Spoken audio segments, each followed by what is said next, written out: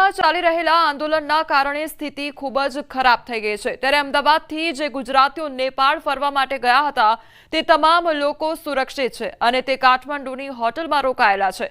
300 થી વધારે ગુજરાતીઓ કાઠમંડુની હોટલમાં સુરક્ષિત છે। તેમને ભારત પરત લાવવા માટેના પ્રયાસો ચાલુ છે। ગુજરાતથી ગયેલા 36 જેટલા ગુજરાતીઓ સુરક્ષિત પરત ફરવા માટેની મીટ માંડીને બેઠા છે। ખાસ કરીને અત્યારે હાલ નેપાળમાં 300થી વધારે ગુજરાતી પરિવારો ત્યાં છે અને એ લોકો કૈલાસ માનસરોવરની યાત્રા સાથે મુક્તિનાથની યાત્રાએ ગયેલા છે અને લગભગ ઘણા લોકો સાથે વાતચીત છે તો બધા જ હોટલની અંદર અત્યારે સેફ છે અને હોટલમાં સિક્યુરિટી સાથે બધાને હોટલમાં રાખવામાં આવેલા છે। તો લગભગ 41 લોકોનું ગ્રુપ જે કાઠમંડુ કૈલાસ માનસરોવર માટે નીકળ્યું હતું અને કાઠમંડુ ફ્લાઇટ લેન્ડ ના થવાના કારણે એ લોકો લખનઉ અને દિલ્હી ખાતે પાછા આવેલા છે। લગભગ 41 લોકોને કાઠમંડુ એરેવલ ના થયું અને પાછા એમને આવવું પડ્યું છે। રાજકોટ બાદ સુરતમાં હેલ્મેટ મુદ્દે રજૂઆત કરવામાં આવી છે। ભાજપ એમએલએ કુમાર કાનાણીનું નિવેદન સામે આવ્યું છે। રાજકોટમાં નિર્ણયનો વિરોધ થતા ધારાસભ્યોએ ગૃહમંત્રીને રજૂઆત કરી છે। રાજકોટમાં પોલીસે હેલ્મેટ સામે કાર્યવાહી રોકી છે। હેલ્મેટ ફરજિયાત પહેરવા સામે લોકોને મુશ્કેલીઓ પડે છે। આ અંગે ગૃહ રાજ્યમંત્રીને રજૂઆત કરી લોકોને સાંભળીને નિર્ણય લેવાય તે અંગે રજૂઆત કરવામાં આવી છે।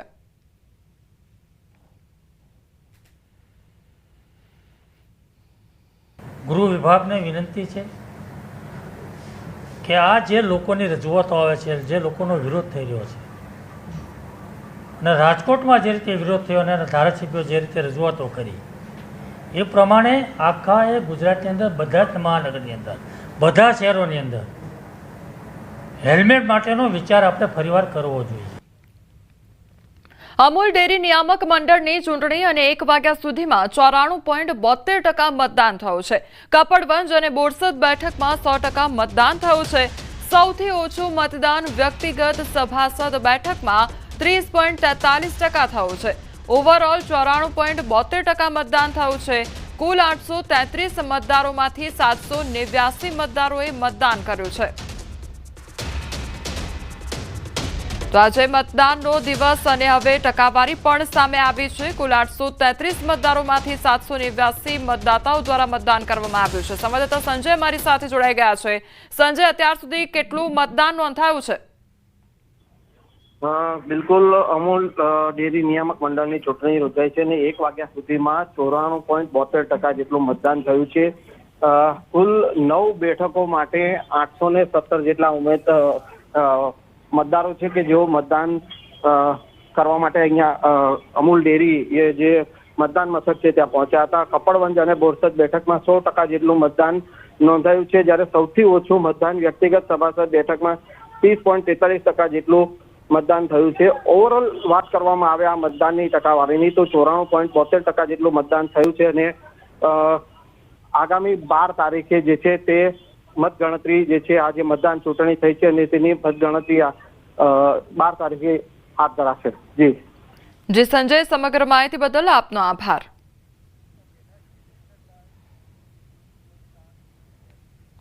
વલસાડ જિલ્લાના કપરાડા અને ધરમપુર તાલુકામાં અત્યાર સુધી સિઝનનો 130 ઇંચથી વધારે વરસાદ વરસ્યો છે। કપરાડાના અંતરિયાળ વિસ્તારના અનેક નદી નાળા ઉપર નાના કોઝવે અને પુલનું મોટા પાયે ધોવાણ થયું છે। દર વર્ષે આ વિસ્તારના અંતરિયાળ ગામોની આ જ સમસ્યા છે। ભારે વરસાદ વખતે કલાકો સુધી નદી અને ખાડીઓના પાણી કોઝવે, નાના પુલ અને રસ્તા ઉપર ફરી વળે છે। પાણી ઉતર્યા બાદ પણ રસ્તાઓને કોઝવે ધોવાઈ ગયા હોવાથી અવરજવરમાં લોકોને પરેશાનીનો સામનો કરવો પડતો હોય છે। તંત્રએ અનેકવાર રજૂઆત પણ કરવામાં આવી, તેમ છતાં પણ પરિસ્થિતિ ઠેરની ઠેર જોવા મળતી હોય છે। આથી કેટલાક ગામોમાં તંત્રની મદદની રાહ જોયા વિના જ લોકો પોતે જ શ્રમદાન કરી અને આવા પુલ અને કોઝવે રિપેર કરવા લાગે છે। સિલધા ગામમાં પણ કોઝવે ધોવાઈ જતા લોકો તંત્રની મદદની રાહ જોઈ રહ્યા હતા, પરંતુ કોઈ કાર્યવાહી નહીં થતા લોકો જાતે જ શ્રમદાન કરી આ કોઝવેના ધોવાણને રિપેર કરવાનું શરૂ કર્યું છે। ત્યારે વાહન ચાલકોને કે બાળકોને કે અવર જવર કરતા જે પણ મુસાફરો છે એમને ઘણી બધી મુશ્કેલી પડી રહી છે। તો મારી એટલી જ માંગ છે કે કપરાડાની અંદર આવા જે નીચાણવાળા કોઝવેઓ છે એ કોઝવેનું સર્વે થાય અને એ સર્વેના આધારે એ ઊંચા બને અને એના માટે અને વર્તમાન જો તાત્કાલિક એનું રિપેર પણ થાય. અમારે છે ને અમારે નાનલો પુલ હોવાથી ને પાણી વરસાદ ચોમાસાનો વરસાદ બહુ જ પડે એટલે આના પરથી ધોવાણ થઈ જાય દર વર્ષે. તો અમારે જાતે જ પથરા નાખીને આમ તેમ ખાડો પૂરીને અમારે જવા અવર જવર થાય એવું અમે કરીએ જાતે જ. નિહાળમાં પોયરા ભણવા મોકલે, અહીંયા સુધી આવે એટલે અહીંથી પૂરની તેબાથી નહીં જવાય એટલે પાછા ઘેરે જ લઈ જવા પડે. એવી અમને બહુ તકલીફ પડે. ખરેખર તો અમને સરકારને એવું છે કે અમારા જલ્દી પુલ બની જાય તો અમને સારું લાગે. અમદાવાદના વિરમગામના ધારાસભ્ય હાર્દિક પટેલ વિરુદ્ધ અમદાવાદ કોર્ટ દ્વારા ધરપકડ વોરંટ ઇસ્યુ કરવામાં આવ્યું છે. કોર્ટની મુદતોમાં વારંવાર હાજર ન રહેતા અમદાવાદ ગ્રામ્ય કોર્ટ દ્વારા કાઢવામાં આવ્યું છે ધરપકડનું વોરંટ. અને વર્ષ 2018માં પાસ આંદોલન દરમિયાન નિકોલમાં પ્રતિક ઉપવાસને લઈ નોંધાયો હતો ગુનો. હાર્દિક પટેલ, ગીતા પટેલ, કિરણ પટેલ તેમજ આશીષ પટેલ સહિતના સામે ગુનો નોંધાયો હતો. સંવાદદાતા મૌલિક અમારી સાથે જોડાઈ ગયા છે. મૌલિક, હવે હાર્દિક પટેલ સામે કોર્ટનું વોરંટ કાઢવામાં આવ્યું છે, શું અપડેટ તેને લઈને?